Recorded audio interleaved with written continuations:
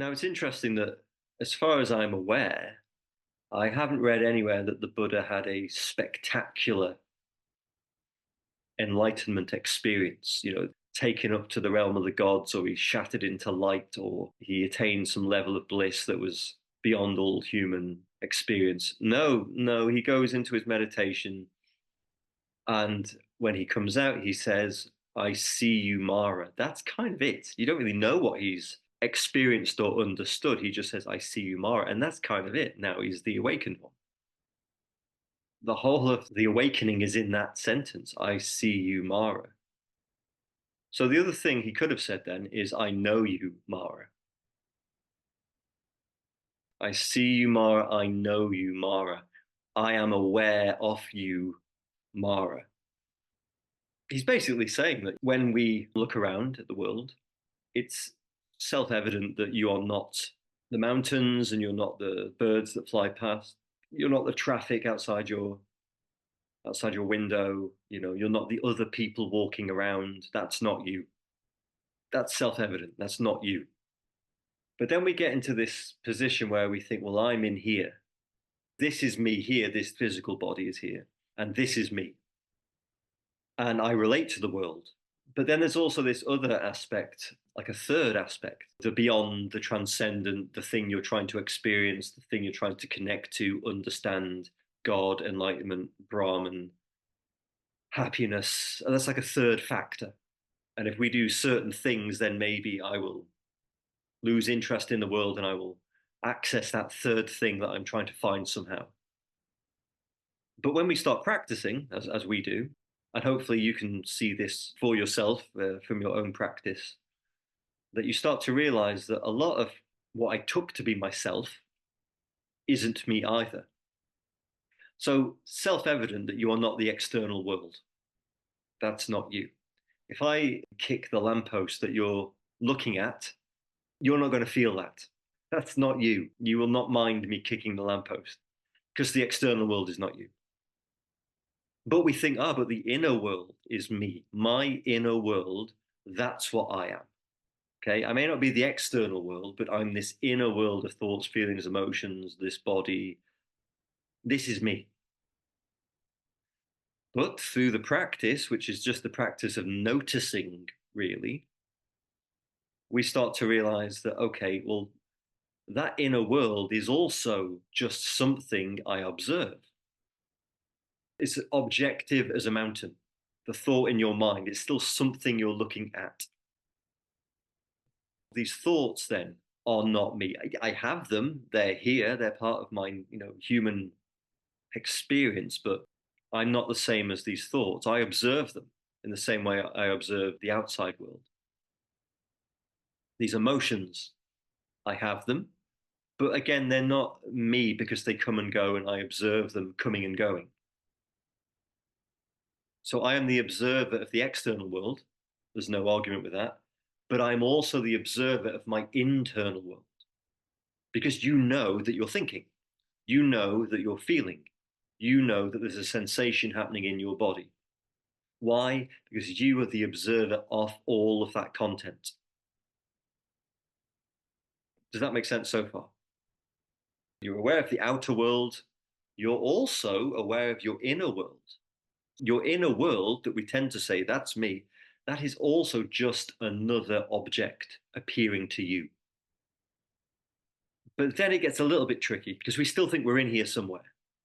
Like I'm the observer in here. Me, I'm the observer. No, me is another thought that is observed. So even our innermost thoughts, I, me, I am, my name is Mike, etc., the internal dialogue, the voice in your head, that again is something you observe. It's an object to you. Even the thought I am appears in your awareness. So you're not even that. That's another thing that appears to you. Okay, we might say, well, I'm the body then. Ramana Maharshi said a linchpin is the belief that you are your body. I am this body. But actually, This body is just a series of perceptions that arises in your awareness. Because this body disappears every night in sleep.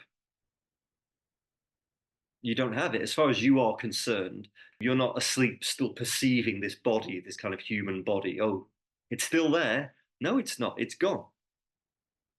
You can have meditation experiences where you essentially forget that you are a body sitting there. Only when you open your eyes, oh God, yeah, this is me. So the outer world is an object to you. Your inner world, thoughts, feelings, emotions, is an object to you. Even your most private, innermost, coveted, assumed identity, the thought, I am me, the voice in your head, that's still stuff that you're aware of. Your body, well, in spite of what Mike's saying, I'm definitely my body. But reflect, your body is just a perception, a series of perceptions that your brain puts together that happens in your awareness. So you're still the observer of that. So, what are you?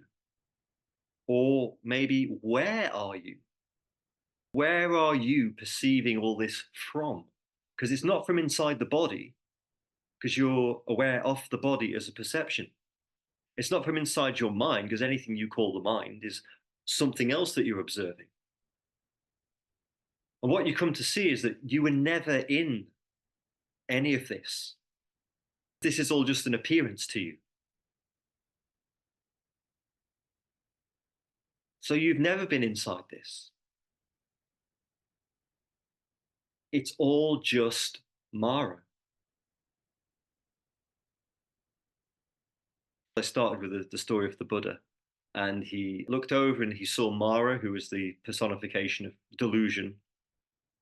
And upon awakening, he says, I see you, Mara. Mara is defeated. Mara has no more power over him. I see you, Mara. So what he means is, I realize that I am not this stuff that I'm perceiving. I'm not the external world, but I'm not my inner world. I'm not my thoughts. I'm not my feelings. I'm not my emotions. I'm not even in here. Because anything that I could point to in my experience and say, oh, but I'm that. But isn't that just another thing appearing in your awareness? Aren't you always looking?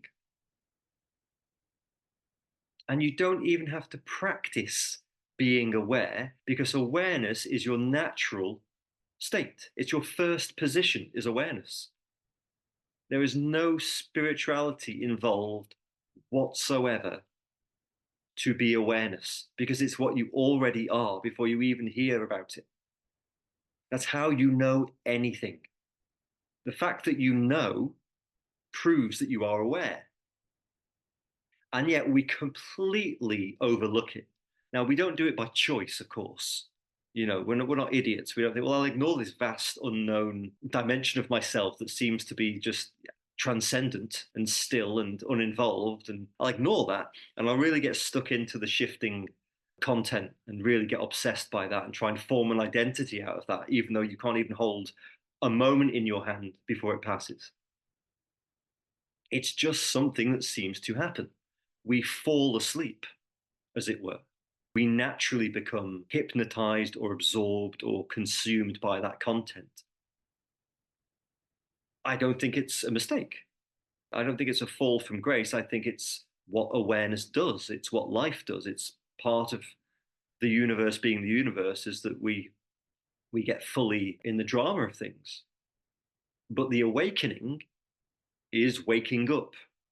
And the waking up doesn't mean that that activity stops. Like the Buddha didn't disappear when he became enlightened because it was all just a dream. No, it carries on. But you realize I'm not in that. My identity is not wrapped up in thoughts or feelings or emotions or even this body. And that's the awakening. The awakening isn't that you had a special experience because, as I say, the Buddha as far as I'm aware, didn't report having some incredible enlightenment experience. Because even if he did, the experience would be content that would happen in his awareness. So it's just another passing experience. So when people say things like, oh, I had an enlightenment experience and it went, I'm trying to repeat it or I'm trying to get back to it, they haven't understood. Yes, they've probably had a profound experience. They happen. But you can tell if they're still caught up in that because they haven't understood that it's not an experience.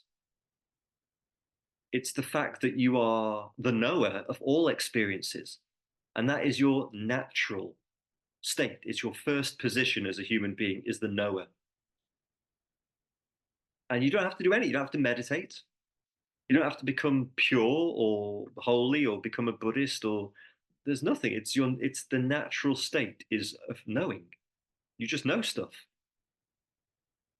But we tend to put all of our attention on the stuff and we don't explore the knowing aspect. So we spend all of our time engrossed in content and we forget to ask the question, well, what is this content appearing in, appearing to?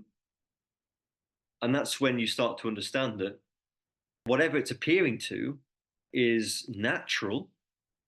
You didn't have to practice to be the awareness, but the awareness is of a completely different nature.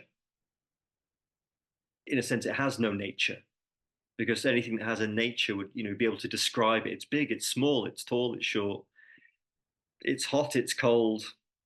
Well, the awareness has none of those features and yet is aware of all features.